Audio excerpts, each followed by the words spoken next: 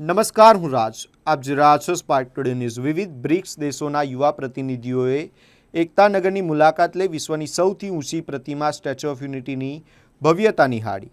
ગાંધીનગર ખાતે યોજાયેલી BRICS youth summit અને બ્રિક્સ યુથ કાઉન્સિલના ભાગરૂપે 20 ઓગસ્ટે યુવા પ્રતિનિધિ મંડળ એકતાનગર પહોંચ્યું હતું. મુલાકાત દરમિયાન પ્રતિનિધિઓએ સરદાર વલ્લભભાઈ પટેલના જીવન, રાષ્ટ્ર નિર્માણમાં તેમના યોગદાન તેમજ ભારતની એકતા અને અખંડિતતાના સંદેશ વિશે જાણકારી મેળવી. આ ઉપરાંત એકતાનગરના સર્વાંગી વિકાસ, સ્ટેચ્યુ ઓફ યુનિટી પ્રોજેક્ટ, વિવિધ પ્રવાસન આકર્ષણો અને વિશ્વસ્તરીય માળખાકીય સુવિધાઓ અંગે પ્રેઝન્ટેશન દ્વારા માહિતી આપવામાં આવી હતી.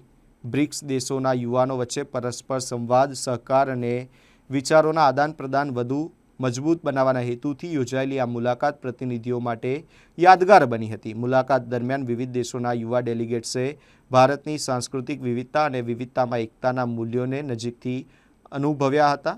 આ પ્રસંગે સ્ટેચ્યુ ઓફ યુનિટીના અધિક કલેક્ટર ગોપાલ બામણિયા, નાયબ કલેક્ટર નીરવ પારિતોષ, જિલ્લા યુવા વિકાસ અધિકારી દિલીપ દેસાઈ સહિતના અધિકારીઓ ઉપસ્થિત રહ્યા હતા.